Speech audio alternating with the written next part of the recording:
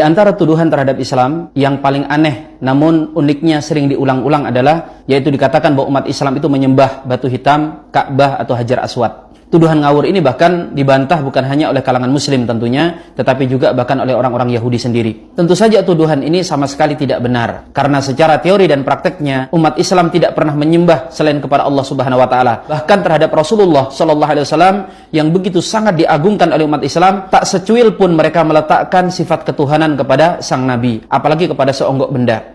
Makanya ketika awal Rasul Muhammad SAW diutus, di antara surah yang pertama kali diturunkan adalah surah Al-Quraisy. Di sana ada ayat yang berbunyi, "Falyabudu rabb hadzal bait." Maka hendaklah kalian menyembah Tuhannya pemilik rumah ini. Para ulama tafsir menjelaskan penegasan dalam ayat ini agar supaya orang-orang Quraisy tidak mengira bahwa Muhammad itu rukuk dan sujud kepada berhala-berhala yang pada masa itu memang berada di sekeliling Ka'bah. Fungsi Ka'bah bagi umat Islam hanyalah sebagai pemersatu, dan masalah penggunaan kiblat atau arah menghadap dalam ibadah itu juga digunakan oleh agama-agama samawi, bahkan sampai hari ini juga tercatat dalam Injil. Misalnya disebutkan dalam Mazmur 5 ayat 8, "Tetapi aku berkat kasih setiamu yang besar, aku akan masuk ke dalam rumahmu, sujud menyembah ke arah baitmu yang kudus dengan takut akan engkau." Di antara bukti-bukti yang paling nyata, yang orang awam sekalipun langsung mengetahui bahwa mustahil umat Islam itu menyembah batu hitam atau menyembah kiblatnya, adalah riwayat dalam sirah atau sejarah para muadzin-muadzin itu mengumandangkan azan itu dengan menaiki Ka'bah. Kalau umat Islam menyembah batu tersebut, sangat tidak sopan Tuhannya dinaikin. Kemudian selanjutnya, bahwa kiblat umat Islam itu awalnya itu menghadap ke Baitul Maqdis, tetapi kemudian diubah menghadap Masjidil Haram sebagaimana yang tercantum dalam firman Allah Subhanahu wa taala, "Qad nara taqalluba wajhika fis sama', falanuwalliyannaka qiblatan tardaha, fawalli wajhaka syatral Masjidil Haram." Maka sejak turun ayat ini, umat Islam yang tadinya menghadap ke Baitul Maqdis, mereka salat dan berdoa menghadap ke Masjidil Haram. Yang selanjutnya, Ka'bah itu berkali-kali dibongkar dan direnovasi. Bahkan nanti di akhir zaman disebutkan dalam hadis bahwa Ka'bah itu akan hancur, dan umat Islam tidak ada yang khawatir. Kenapa? Karena mereka tahu itu hanyalah bangunan. Hanya kemudian bangunan itu mulia karena dia adalah bagian daripada syiar atau simbol dalam agama Islam.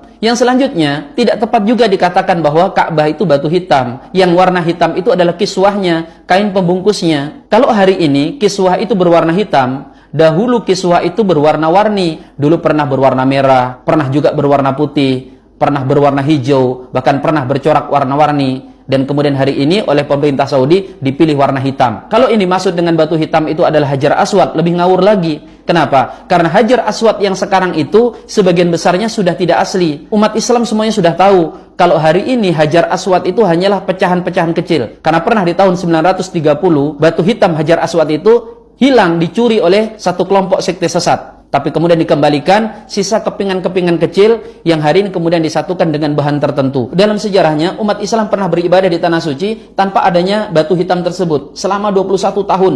Dan itu nggak masalah. Dan tentang Hajar Aswad, tidak ada umat Islam yang menyembahnya. Sayyidina Umar bin Khattab dengan tegas mengatakan, "Inni la'alamu annaka hajar, la tadurru wa la tanfa'. Walaula anni ra'aitu Rasulullah sallallahu alaihi wasallam yuqabbiluka ma qabbaltuka." Sungguh aku tahu engkau ini wahai Hajar Aswad hanyalah seonggok batu, tidak bisa memberikan bahaya dan juga tidak bisa mendatangkan manfaat. Seandainya bukan karena aku melihat Rasulullah pernah menciummu, aku tidak akan sudi menciummu. Maka umat Islam yang mencium Hajar Aswad itu semata-mata karena pernah melihat nabinya dahulu mencium Hajar Aswad. Sebatas itu saja. Yang selanjutnya, mencium, mengagungkan itu tidak berarti menyembah. Sebelum menuduh umat Islam bahwa mencium itu berarti menyembah, silahkan tuduh orang-orang Yahudi yang mencium tembok ratapan. Atau mungkin kalangan orang-orang Nasrani yang mencium patung. Bahkan kalau umat Islam dituduh menyembah batu, dalam Injil sendiri pun banyak disebutkan tentang istilah batu. Di antaranya adalah ayat-ayat berikut ini.